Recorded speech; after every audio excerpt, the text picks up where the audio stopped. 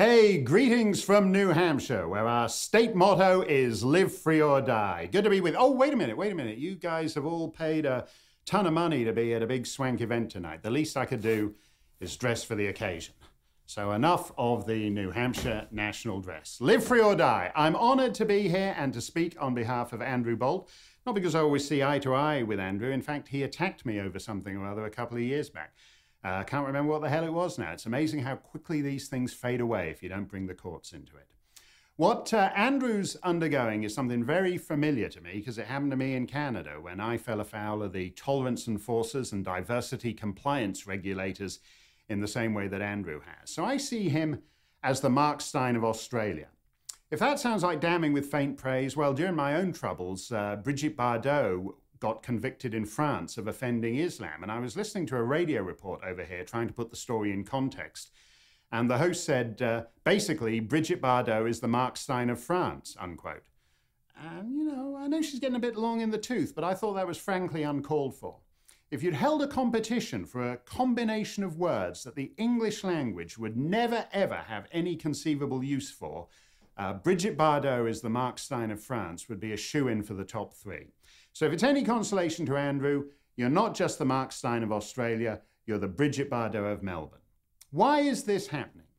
Because in some of the oldest free societies on the planet, we've entirely corrupted the concept of human rights. It's not very difficult. Human rights are rights for humans, rights for individuals. Back in 1215, Magna Carta Libertatum, to give it its full title, couldn't have made it plainer. Real human rights are restraints that the people place upon the king. We understood that 8 centuries ago. Today, we've entirely perverted and corrupted the principle. We're undermining real human rights like freedom of speech and replacing them with ersatz rights that, rather than restraining the king, give him vastly increased state power to restrain the rights of his subjects. It's an abomination and it's explicitly Orwellian because these new rights are not handed out equally, but in different ways and to different degrees according to which approved identity groups you fall into. Orwell in Animal Farm. All animals are equal, but some animals are more equal than others. That's the system we've erected in Australia, in Europe, in North America. If you belong to privileged groups, the state affords you rights it does not extend to others. The British Columbia Human Rights Tribunal held a week-long trial of my writing, including a day devoted to the, quote, tone of my jokes, for which they flew in expert witnesses from Philadelphia and Toronto. Having made themselves a laughingstock in that case, the tribunal decided to go one better just a couple of weeks ago and fine a stand-up comedian $15,000 for his put-down of 2 hecklers. Unfortunately for him, they were hecklers of the lesbian persuasion, and so his put-downs were deemed homophobic. If Andrew and I had been heckling him and he'd been equally abusive to us, we'd have had no grounds for going to court because we're not members of any identity group enjoying collective rights. Neither Andrew nor I are lesbian. Well, I'm not. I wouldn't want to speak for Andrew, and frankly, it would be a good career move for him right now. Old joke. How many lesbians does it take to put out the lights on core Western liberties? Surprisingly few. In Britain, only the other day, Simon Ledger was singing oldies at the Driftwood Beach Bar and happened to be in the middle of warbling Kung Fu Fighting, #1 in Australia, September 1974, as I'm sure I don't need to inform a scholarly audience such as yourselves. In the middle of Kung Fu Fighting, 2 passers-by, not even patrons of the bar in question, chanced to overhear his rendition. They were Chinese, so they reported Mr. Ledger to the Isle of Wight police, who arrested him for racism. If I decide to sing Kung Fu Fighting to Andrew Bolt, he is to suck it up and take it, even if I do the extended dance remix, because he doesn't belong to a designated identity group. So we now have the situation where a joke or a song is a criminal act according to whom you perform it in front of. It's not merely ridiculous, it strikes at the heart of one of the bedrock principles of justice, equality before the law. It is tempting at this dark hour to recall the words of Pastor Martin Niemöller long ago in Nazi Germany. Quote, "First they came for the guys who sing Kung Fu Fighting, and I did nothing, because frankly I was never into disco and I still have painful memories of when I snagged the top of my afro on the Glitterball in 1977. In an ideal world, kung fu fighting is not the last hill on which I would have chosen to defend Western liberty. But the diversity enforcers started this fight, so come and get me, you pansies. All together now. Everybody was kung fu fighting. Da-da-da-da-da-da-da. Those cats were fast as lightning. Dee-dee-da-da-da-da-da. In fact, it was a little bit frightening. In fact, it is a little bit frightening. And it's happening as fast as lightning.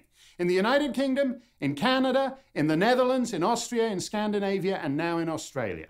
If the state creates a human right to be offended and extends it only to members of certain interest groups, it is quite naturally incentivizing membership in those interest groups. So how we define the criteria for membership is a legitimate subject for public discourse. That's what Andrew was talking about, and that's what he has every right to talk about.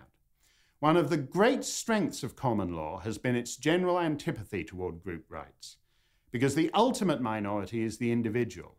The minute you have collective rights, you require dramatically enhanced state power to mediate the hierarchy of different victim groups. It's not only expensive, it's preposterous. For example, Iqbal Sakrani. Iqbal Sakrani is a Muslim of such exemplary moderation, he's been knighted by the Queen. Sir Iqbal, the head of the Muslim Council of Britain, was on the BBC and expressed the view that homosexuality was, quote, immoral, not acceptable, spreads disease, and damaged the very foundations of society, unquote. A gay group complained, and Sir Iqbal was investigated by Scotland Yard's Community Safety Unit, which deals with hate crimes and homophobia. Independently, but simultaneously, the magazine of Gala, the Gay and Lesbian Humanist Association, called Islam a, quote, balmy doctrine growing like a cancer and deeply homophobic, unquote. In return, the London Race Hate Crime Forum asked Scotland Yard to investigate Gala for Islamophobia. You got that? If a Muslim says that Islam is opposed to homosexuality, he gets investigated for homophobia, but if a gay says that Islam is opposed to homosexuality, he gets investigated for Islamophobia. Two men say exactly the same thing, and they're investigated for different hate crimes. On the other hand, they could have sung kung fu fighting back and forth all day long to each other, and it wouldn't have been a crime unless a couple of Chinese passers-by walked into the room. I'm phobia-phobic. I don't want the state regulating a hierarchy of phobias between different interest groups. The lights are going out on core Western liberties, one light at a time, one cartoonist at a time, one novelist at a time, one filmmaker at a time, and one newspaper columnist at a time. I offer Andrew and the rest of you one bit of advice from my experience. I'm happy to argue with anyone, debate with anyone, thwack the ball across the net for the full 5 sets. But the minute you demand the intervention of state power to criminalize my opinion, the issue is not my opinions, but yours.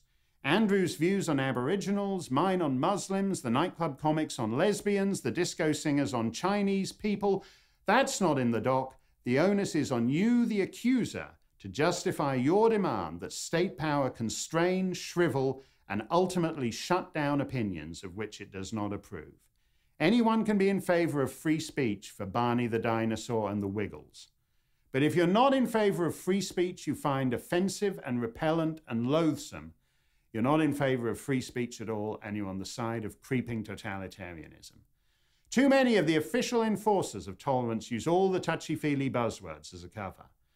State-mandated diversity turns out to mean conformity, and no self-respecting individual should want any part of that. So I stand with Andrew Bolt because he represents the most beleaguered identity group in the Western world today, a freeborn citizen asserting his right to the most basic liberties of all. As they say here, live free or die. Go, Andrew!